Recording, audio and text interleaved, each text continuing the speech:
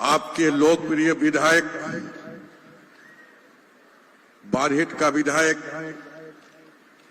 झारखंड राज्य के माननीय मुख्यमंत्री हेमंत सोरेन जी, हमारे बीच में उपस्थित हमारी सहयोगी, हमारी साथी माननीय मंत्री सत्यनारायण भोक्ता जी, इस क्षेत्र के सांसद श्री विजय हासदा जी, पूर्व मंत्री, पूर्व सांसद विधायक श्री हेमलाल मुर्मू जी, मोनिका किस्कू जी, माननीय मुख्यमंत्री के सचिव श्री विनय चौबे जी, दुमका कमिश्नर श्री लालचंद दलदे जी, मुख्यमंत्री के प्रेस सलाहकार अभिषेक पिंटू जी और हमारे स्थानीय डीसी रामनिवास यादव जी, एसपी नौशाद आलम जी, वरिष्ठ पदाधिकारी इस जिला के और सम्मानित मंच पे बैठे हुए गठबंधन के तमाम नेता, कार्यकर्ता, उपस्थित भाइयों बहनों, नौजवान साथियों, प्रेस मीडिया के मित्रों, आज के कार्यक्रम में आप सबों का हार्दिक अभिनंदन और ढेर सारी शुभकामना हम देते हैं। आज आपके बीच में आपकी योजना, आपकी सरकार, आपके द्वार कार्यक्रम लेकर हम आए हैं। हम यही बताना चाहते हैं कि हेमंत जी के नेतृत्व में 2019 के अंतिम क्षण यानी 29 दिसंबर 2019 में सरकार बनी थी और वो सरकार बनने के बाद ही हम लोग कोरोना महामारी से ग्रस्त हो गए। सिर्फ हम नहीं, दुनिया, तमाम दुनिया के लोग और झारखंड और हर गांव, हर तबके, हर शहर के लोग जो इससे प्रभावित हम लोग हुए थे। हमारी सरकार, जो गठबंधन की सरकार हेमंत जी के नेतृत्व में बनी हुई है, उन्होंने जो वादा जनता के बीच में जाकर चुनाव के दरमियान आपके बीच में रखने की काम किया है, उस बात को 100% जमीन में उतारने की हिम्मत अगर किसी में है तो वो है हमारे मुख्यमंत्री हेमंत सोरेन जी का है और उन्होंने इस काम करके दिखाने का काम किया है। उनकी सोच, उनकी विचार और उन्होंने जो गरीब जनता के लिए या सार्वजनिक झारखंड विकास के लिए नई नई योजना को लाकर आपको देने की काम किया है। व्यक्तिगत तौर पर हम भी उस मंत्रिमंडल के सदस्य होने के नाते जब किसी भी विभाग का समीक्षा होते हैं, उस समीक्षा में जब बैठते हैं और उनकी जो बात वो करते हैं हमारे पदाधिकारी के साथ और हम लोग के साथ, वो लगता है कि सही में ये माननीय मुख्यमंत्री ये चाहते हैं कि हर गरीबों के लिए हम कुछ ऐसी कल्याणकारी योजना लाए ताकि यहाँ की जो हालात, जो परिवर्तन हो, वो परिवर्तन की दिशा में वो काम करना चाहते हैं। यही उनका उपलब्धि है और हमारी सरकार की उपलब्धि है, यही हम बताने के लिए आए हैं।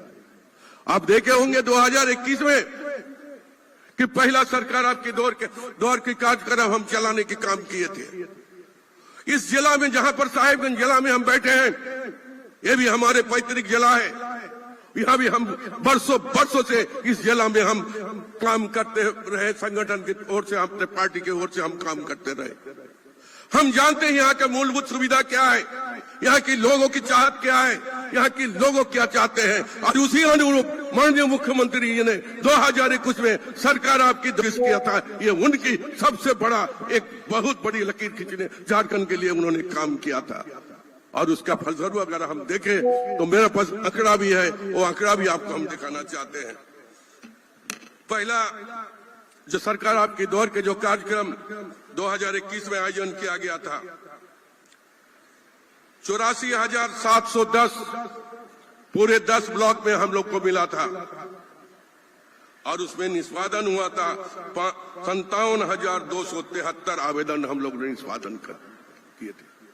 उस आवेदन का निष्पादन करने के बाद हमारी सरकार ने देखा कि कौन कौन चीजों का, कौन कौन मसला, कौन कौन विषयों पर ज्यादा से ज्यादा आवेदन देने की काम किया। उस प्रतिबंध को देखा और आने वाले साल में उन्होंने लॉन्च करने की काम किया और जिसके तहत आप लोग देखे होंगे कि सर्वजन पेंशन सबसे ज्यादा आया था और उसको उन्होंने सर्वजन पेंशन जो बंद था उसे रोकने की काम किया, बंद करने की काम किया और नए सिरे से उन्होंने सर्वजन पेंशन उन्होंने लाने की काम किया।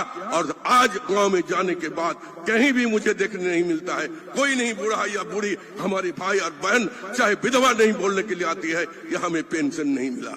अगर नहीं मिला तो मैं गारंटी के साथ कहते हैं अगर आप एप्लीकेशन दीजिएगा तो 1 हफ्ता 10 दिन के बाद आपके पास वृद्धा पेंशन पहुंच जाएगी। फिर हम लोगों ने दूसरा बात 2022 में फिर इसी तरह का कार्यक्रम हम लोगों ने किया और वो कार्यक्रम करने के बाद हमें क्या देखने को मिला कि हमने जो आवेदन आया था मैक्सिमम आवेदन वो भी हम आपको बता देना चाहते हैं साहिबगंज जिला का करीब करीब आया था 1,59,507 आवेदन आया था और हम लोगों ने करीब 1,45,752 जो है आवेदन जो है हम लोगों ने उससे निष्पादन करने की काम किया।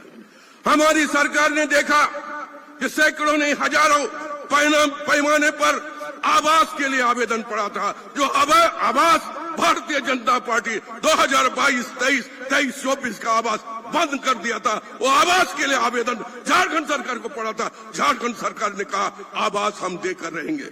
मुझे वो दिन भी याद है जब माननीय मुख्यमंत्री ग्रामीण विकास की समीक्षा मीटिंग में हम लोग बैठे हुए थे।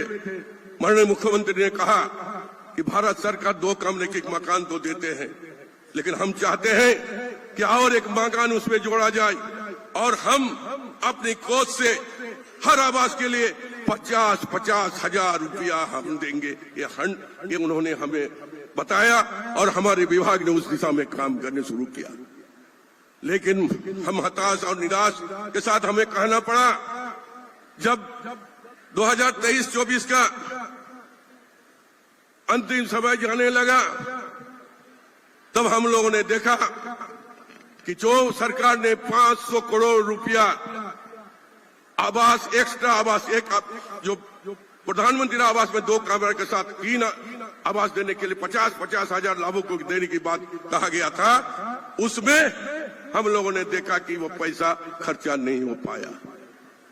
मैंने माननीय मुख्यमंत्री जी को उनका चेंबर में जाकर कहा कि अभी साल का अंतिम समय चल रहा है, भारत सरकार ने जो है प्रधानमंत्री आवास के लिए हम और आप दिल्ली जाकर बोले थे लेकिन वो आवास भी नहीं आया और 500 करोड़ रुपया पड़ा हुआ है। हम चाहते हैं कि 500 करोड़ में करीब 1,20,000 करके हम 4,372 या 42 आवास हम दे सकते हैं। मुझे आज खुशी से के साथ कहना पड़ता है कि माननीय मुख्यमंत्री कहे कि आलमगीर साहब ये तो बहुत कम पैसा है, 4,000 लोगों को दीजिएगा और यहाँ जो है 8 लाख से ऊपर लोगों का जो है पेंडिंग पड़ा हुआ है, ये कैसे संभव होगा? रुकिए अगले साल हम इसका व्यवस्था करते हैं। और उन्होंने माननीय मुख्यमंत्री ने 8.5 लोगों परिवार को अब वो आवास का उन्होंने लॉन्च किया है और आने वाले दिनों में 2023-24 में आपको करीब 2 लाख आवास हर जिला में दिया जाएगा, हर पूरे राज्य में 2 लाख आवास दिया जाएगा। यहाँ पर हमारे यहाँ पदाधिकारी बैठे हुए हैं, डीसी से लेकर बीडीओ तक। इस आवास के बारे में 2-4 शब्द हम कहना चाहते हैं।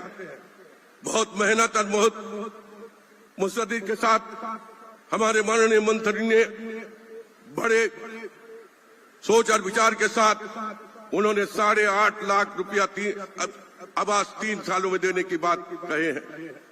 हम चाहते हैं वैसे गरीब, जो गरीब छुटा हुआ है, जो कभी उसका आवास नहीं मिला, उस परिवार में आवास नहीं मिला, जो झोपड़ी में रहने वाली औरत हो चाहे मर्द हो, जो एक परिवार में एक ही आदमी, कोई उसका सहारा नहीं है, वैसे लोगों को आवास मिले।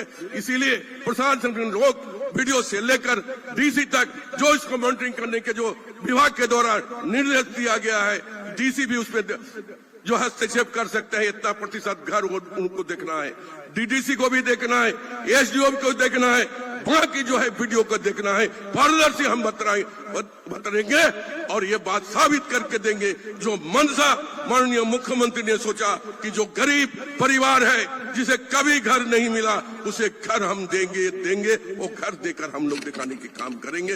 ये विश्वास के साथ आज मैं आपके सामने अपने बातों को रखते हैं। ये सरकार की बात है, ये हेमंत जी की बात है, वो बात रखने की काम किया।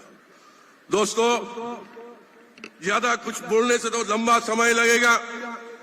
हम यही कहना चाहेंगे कि हमारी सरकार लगातार उन चीजों पर ज्यादा रोशनी डालने की काम किया है जिससे आम लोगों को लाभ हो सकता है। उन्होंने देखा कि हम तो वृद्धा पेंशन दे चुके हैं, लेकिन ऐसा कौन चीज है जो यहाँ के लोगों को खुशहाली ला सकता है, यहाँ की नौजवानों को जो है रोजगार दिया जा सकता है, यहाँ की नौजवान को बाहर पढ़ाई की व्यवस्था किया जा सकता है, यहाँ का लड़की जो शादी के लायक नहीं होता है, ड्रॉप आउट हो जाता है, वैसे लड़की को कैसे करके कंटिन्यूएशन किया जाए, सारी चीजों ने उन्होंने देखा और एक एक करके उन्होंने योजना बनाने की काम किया है। वो योजना आपके यहाँ पर चल भी रहा है। हर संभव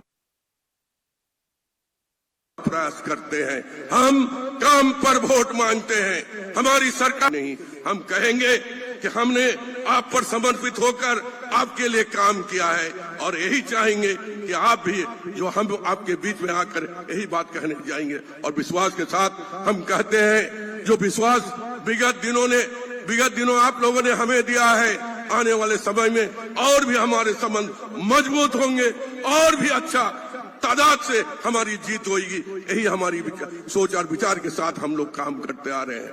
दोस्तों, हमारे विभाग की ओर से हम पंचायती राज के बारे में हम कहना चाहते हैं, जो हमारी सोच और विचार है कि ग्रामीण के लोगों को हम बेहतर से बेहतर व्यवस्था हम देने की काम हम करेंगे।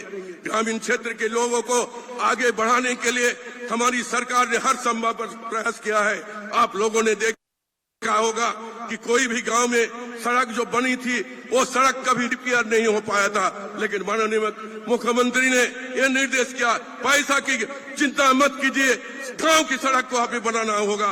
हम लोग गांव की सड़क मरम्मती कर रहे हैं, नई सड़क बना रहे हैं ताकि गांव के लोगों को कनेक्टिविटी बेहतर बने, उस दिशा में हम काम कर रहे हैं। बोले भाई कनेक्टिविटी बढ़ाकर क्या कीजिएगा? मैं बोलता हूँ, मैं गांव के रहने वाला, मैं जानता हूँ कि कनेक्टिविटी के बिना लोगों को जो अपना फसल उपजाते हैं, जो खेत में काट कर लाते हैं, उसका मूल्य उसे नहीं मिलता है। न कोई गाड़ी जाता है, न कोई घोड़ा जाता है, वो किसी तरह औने पौने दाम में अपने जो है अनाजों को बेचते हैं। लेकिन आज गांव में गाड़ी घुस रही है, अनाजों का दाम मिल रहा है, कोल्ड स्टोरेज खोल रहा है, किसानों को लाभ देने की काम हम लोग नहीं कर रहे हैं। मैं अपने बातों को बोलने के लिए तो बहुत है, मैं चाहता हूं माननीय मुख्यमंत्री जी है वो अपनी बातों को रखेंगे। मैं पंचायत के बारे में जो शब्द बोलना चाहते थे, यही हम कहना चाहते हैं। हर एक मुखिया को हर महीना 15,000 रुपया करके दिया जाता है। क्यों दिया जाता है? कि वो मुखिया जी जो है हमारे जनप्रतिनिधि, वो पंचायत में बैठे, पंचायत की सफाई करे, पंचायत में जो लोग आते हैं वो लोग को पानी पिलाइए, उनकी समस्या को निदान करे और इंटरनेट बिजली से उसको कनेक्ट कीजिए। इसीलिए हर महीना 15,000 रुपया हर एक मुखिया को दिया जाता है। आज हम समझते हैं पंचायत समिति से लेकर जिला परिषद और प्रमुख से लेकर मुखिया और मेंबर यहाँ पर बैठे हैं। मैं उन लोगों से आग्रह करना चाहते हैं कि सरकार आपके साथ है, आप हमें सहयोग कीजिए। मैं विश्वास दिलाता है जो सोच गांधी जी को थी कि गांव के स्वराज हम दिलाएंगे, गांव के लोगों के मुंह में मुस्कान हम देखना चाहते हैं। अगर यहाँ के मुखिया, यहाँ के जिला परिषद, यहाँ की पंचायती राज के जो सदस्य हैं, अगर तमाम लोग ये सरकार को अगर सहयोग करता है तो वो दिन दूर नहीं है कि गांव शहर के लायक लगेगा देखने के लिए। ये बात आपको बताना चाहते हैं। कहीं हमने कनेक्टिविटी, गांव की पंचायत हो, चाहे हेल्थ सेंटर हो, चाहे आपका बैंकिंग हो, सारे चीज को जोड़ने के काम हम पंचायत ने किया है। मैं इन चंद शब्दों के साथ यहाँ के तमाम लोगों को बोलने के लिए तो बहुत सारे मेरे पर मटेरियल्स है, लेकिन हम समझते हैं कि समय भी गुजर गया, पाकुड़ भी जाना है। इसीलिए मैं अपने विचारों को यहीं समाप्त करते हुए यहाँ के तमाम लोगों को, मैं भी आपके साथ रहने वाला, आपके गांव और घर में घूमने वाले हम भी हैं, जो बरसों बरसों तक इस क्षेत्र में हमने भी घूमा है। इसीलिए मैं सभी भाइयों और बहनों से यही गुजारिश करेंगे कि सरकार आपके साथ है, आप पर समर्पित है। आपकी योजना जो भी हम लोग लेकर चल रहे हैं, उस योजना को सफल बनाने की आप लोग काम करें। इन चंद शब्दों के साथ पुनः आप सबको धन्यवाद देते हुए मैं अपने विचारों को समाप्त करते हैं। शुक्रिया, धन्यवाद।